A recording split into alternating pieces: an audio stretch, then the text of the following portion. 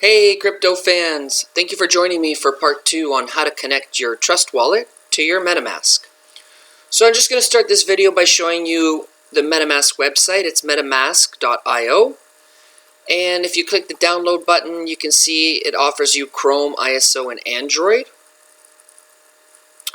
And it also supports Firefox, Brave, and Edge. Now I found when I clicked on download or Chrome it didn't really do much for me, so I'm going to go to Google and just type in Metamask Chrome extension. Once I do that, I'm going to click the first link that appears, and it's going to bring me to the Chrome web store. We'll click Add Chrome, Add Extension, and it's just going to take a minute. It's going to download here, and we're going to give that a click, and we should see the Metamask extension pop up in the top right corner.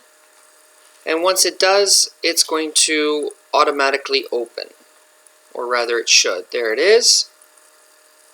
Okay, and it's opening. I'm just going to hit refresh.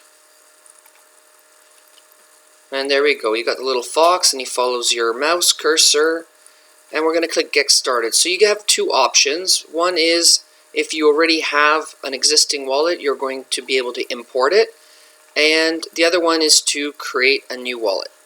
So since we already have our Trustwallet and we're looking to import it, we're going to click Import Wallet. And we're going to have to agree to their terms and conditions. And now we have to import the seed phrase. So you remember we sent our phrase to using our Telegram. So I'm going to copy this and paste it.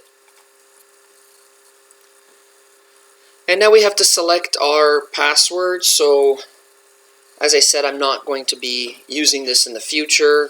So I'm just going to make my password 123 capital ABC, and again 123, and we'll just do that again here. 123 capital ABC 123. And you click I have read the terms and conditions and import. And it congratulates you, all done. It gives you some suggestions on where you can start swapping, but I'm not interested in that. And as you can see, we have imported our Trustwallet. And if you just want to verify, we can see that this is the same account number as the one we had made on our ISO device. It is that easy and quick. Thank you for joining me for this tutorial, and as always, subscribe and let me know what other content you want me to cover.